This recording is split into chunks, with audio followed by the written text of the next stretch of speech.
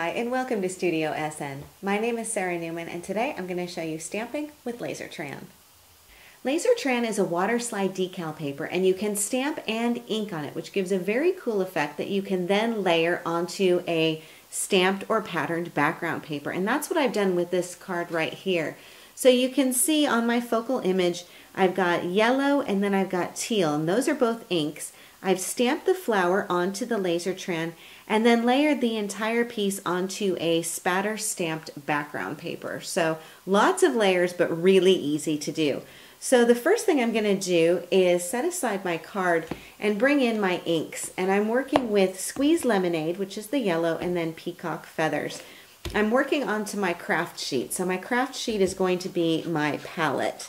And I'm just rubbing on this Squeeze Lemonade. I know it's probably a little hard to see, but you'll be able to see the peacock feathers when I get that on here. So I've just put them directly down onto my craft sheet, and I've got a little mister bottle with some water in it, and I'm just going to give a couple of spritzes, not too much water, just enough to make this a little bit bead up. Then I'm going to take my Lazertran, and there's a right side and a wrong side to the Lazertran, and I want the bright white side. That's the side that you would print onto. The back side has kind of it almost looks like a little bit bluish. So that's how I tell the front and the back. And I'm just setting this into my ink. I'm going to press it a little bit and then lift it off, and I have a really pretty color on here. Now I do need to let this sit aside for a little while to dry, so I'm going to clean off my craft sheet and then bring in a piece that has already been dried. So now I can stamp on this, and the stamp that I'm using is a penny black, and this one is called Blush, and I love this flower. It's a stamp I've had actually for quite a long time, and I've used it for many years, and I love this design. As you can tell, it's been well inked. And I'm going to ink it up with Jet Black Archival ink. Now you can also use a StazOn ink pad for this. I like the Archival Black because I use it for everything, so it's always out on my work surface. But you do want to pay attention, it's waterproof, which is why it works for this technique. StazOn is a solvent-based ink pad, and it will also work. So either one of the two, you just don't want to use something like a pigment ink. It's not going to do it. Okay, so I'm inking up my stamp, and then I'm just going to stamp it directly onto my inked portion of my Lazertran. Stamp it really firmly, and then I've got my design down on here. Now I do need to let this dry also. It won't take very long at all, but I've got one that has already dried, so we don't even have to wait a minute. And you can see I could actually put this on the front of my card as it is, but I want to get the Lazertran effect. So I need to bring in my water, and I've got a shallow container of water. It's not very deep. It's about 1/4 of an inch deep with the water. And I just need the container to be big enough to take my Lazertran piece, because I just drop it right in here. And it will curl up. Don't be worried. It's supposed to do that. And then you just need to let it sit in there for a minute or two. Doesn't take very long. And then the paper will start to relax a little bit, and it will start to uncurl. And eventually you'll see that the liner will start separating from the Lazertran piece. So you just need to let it sit. You can kind of feel with your fingers when it will start to separate. And what's amazing is distress inks are supposed to react with water, and yet with this you would expect the water container to be full of Squeeze Lemonade and peacock feathers, and it's not. It's not, so it's really wonderful. Now I can pull this back up out of the water, and you can see it's starting to separate. So I'm going to scoot my water container out of the way and bring in my towel.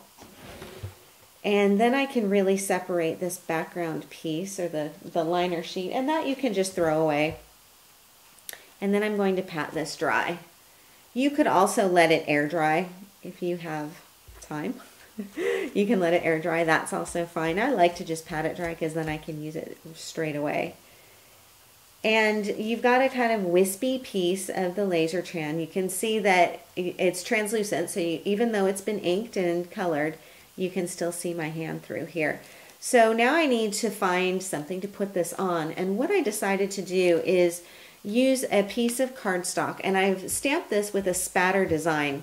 And the stamp that I'm using is one of these great big ones from Impression Obsession. It's one of their cover card stamps. And this is the Spatter design. And you can see it's huge. It's 5 3/4 square, and yet it was not big enough for my stamped image and all of the color I wanted. So I stamped it, and then I stamped it again, and I didn't line it up perfectly, but I think it's going to be okay. It'll be fine. So the next thing I need to do is glue my stamped image down onto my stamped paper. And with that, I'm going to use multi-medium from Claudine Helmuth. And I'm going to apply this with a brush. You could also do it with your finger. Done that before as well.